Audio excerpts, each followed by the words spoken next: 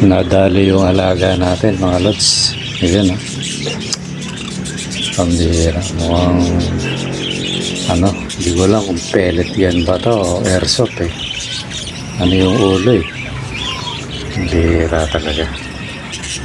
Let it, bang, bang. Mukhang hindi maganda yung araw natin ngayon mga lods. Ayan, oh. Kita nyo yung alaga natin, oh. Kinana. Ano pa siya, nung dumating ako ng hapon, malambot pa eh. Tapos kita ko yung ulo, wasak yung ulo mga lods. Kasi sabi ko, imposible yung pusa kasi mula inano ko yan, wala indikasyon na makapenetrate ang pusa dyan. Yung daga, hindi rin kasi doble yung ano niyan, screen. Kasi bubit nga, hindi makapenetrate yan. Ayan, oh. Mahirap magbintang mga lods. Wala tayo ebidensya. Hinihila na naman tayo sa galit. Ayan, wasak yung ulo niya mga lods. Pag ginano mo inangat mo yan wasak yung ulo. Wala kasi kung daga yan, tsaka napaka-imposible na maano ng daga yan. Dapat wala ng ulo yan. Tsaka siya, nasa gitna siya ng yung patukaan nila, yung banga. Yung paso na dilog na malaki.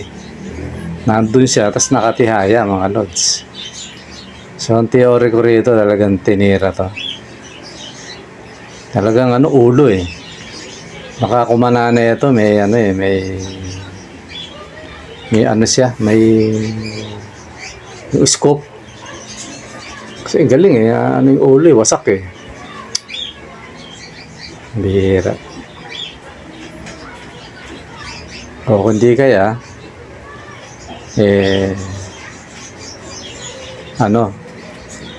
sinadyang akitin to. Kaya lang wala tayong ebidensya. Hindi ko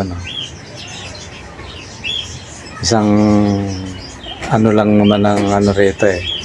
Galit na galit sa akin dito kaya lang ayoko ng mahirap kasi pag tayo nagalit mga lods, baka hindi natin makontrol hindi naman sa iwan na lang natin yan kasi ganun talaga. Pa man din ako ibablog ko sana, kukwento ko sa inyo yung nililigid-ligid na African, kaso yun yung inaano ko dun isang baka mamaya yun ang target, yung ibon na yun. Ngayon tinira ng ang nadali yung sa atin mga lods. Kaya ako hindi na ako kikipon, hindi na ako magtatanong kung sino yung may pakanan nito kasi baka matrace ko may magawa pa akong hindi tama mga lods. Ganun talaga. Hindi tayo talaga swerte sa sa kakatil Pero naman, ayoko naman sukuan yan kasi siyempre natin yan ang pag-iibon Kaya yun mga lods, baka meron kayong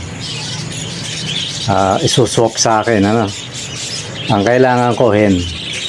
Over-matured na yung yung kak okay na sana to, banding na kaya nilagay ko na sa malaking cage, tapos sinamahan ko lang ng ng mga kids. Titingnan ko kasi pag na yan nasa lagi sila kasi balak ko nga alisin uli yun kasi nga para mapag-isa na sila kasi may ginawa na tayong cage wala, hindi sila umabot. Dalawa yung balak ko sana sa mga na ilagay sila dun sa malaking cage kasi may pwesto naman yung talaga solo nila na laki-laki. Hindi man kalakihan yung lalagyan nilang dyan, but at least malaki, mataas yung talaga makakapagaspas sila. Kaso yun na nga yung nangyari mga lods. Kaya kung may kayo mga lods na kahit anong mutation, bastahin swap na lang tayo kung meron sa inyo makiswap ako sa inyo mga lods. Ngayon, kung ilang kids, pag-usapan na lang natin kung ilan yung gusto nyo, ano. So yun, mga lods, ano, medyo may problema pa man din yung trabaho dahil ano eh, di pa alam nung may-ari, nadama yung lababo. Nagbabaklas kami ng tiles. Ano, pati yung ano, dahil malakas yung vibrate nung ano eh, ng chipping gun. Pati yung ano, laglagan. Yan, kapal pa naman ng ano, ng mortal. Hindi maiwasan, ginagrinder ko, hindi yan maabot yung grinder eh. Yan. Tapos pag uwi ko pa, ganito yung ano. Pag uwi ko ng hapon, akit kaagad ako kasi inaano ko nga yung ibon, baka nandun pa. Uhulihin ko siya. Eh wala eh, nabutan ko, nabungaran ko yung ano, yung ibon natin. Malambot pa eh, mainit pa yung ato eh. So, ibig sabihin, kadadali lang nun. Kaya sabi ko, pambihira talaga. Isa sa pag-ibon, mga lods, ito yun eh. Alam mo yung kung sino yung gusto mong gaya, gusto kong paramihin yan, ano. Eh, ganyan nangyayari. Ano na yan. Nakadalawa na yan. Nung nakaraan, ano. O yun, ano naman yung una. Talaga namang may, ano, may... Pagkabili ko nun, may one eye cold na yun. May sakit na talaga sa mata. Kaya hindi ko na sinole kasi iniisip ko magagamot ko. Umabot din naman ng ilang buwan. Kaya lang talagang pabalik-balik yung, ano, yung sakit ng ibon na yun. Isang araw na tuluyan. Tapos ito naman, malakas to eh. Binigay ni Densky to. Sinuwak ko kay Densky to. Ano eh. Ayos eh.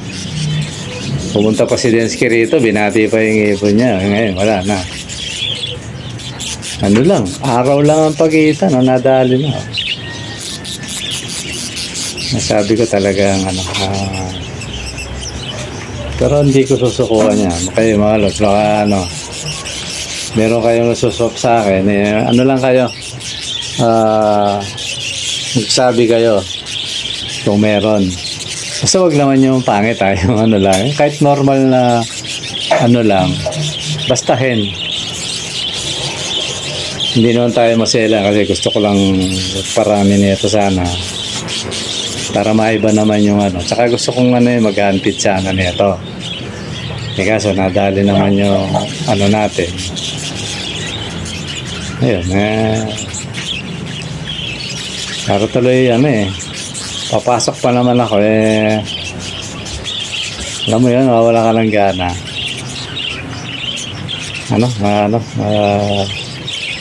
Tumamlay tuloy yung pakiramdam ko mga lods eh. Kasi tuwan-tuwa ako dahil ano eh, ilang buwan pa lang sa akin to eh. Kaano lang ni Densky to eh. Kumbaga ano eh, pinapagulang ko lang. Sabi nga ni Densky, pwede na yan. Kaya nilipat ko na sa malaki.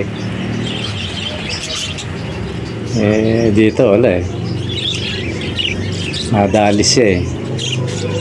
Bala ko pa man ding ilagay sila doon sa loob na yung bagong apiary natin.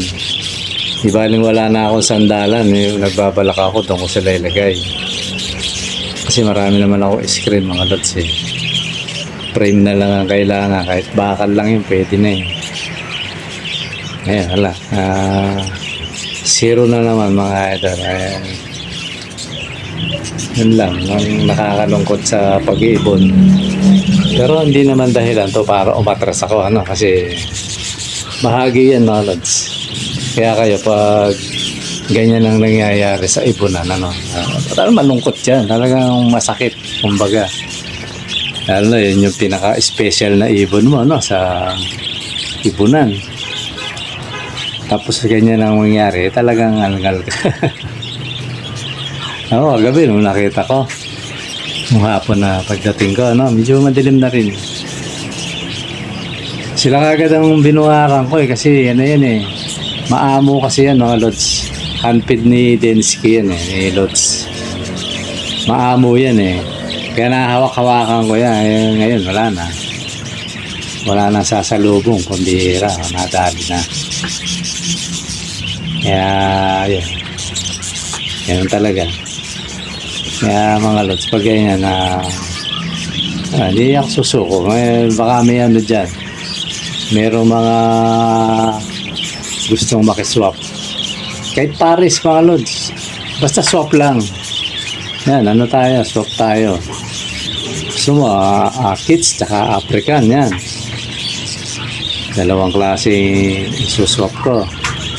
Para sa ano sa kakatil nahin. Yan, kung gusto nyo, Paris, mas maganda.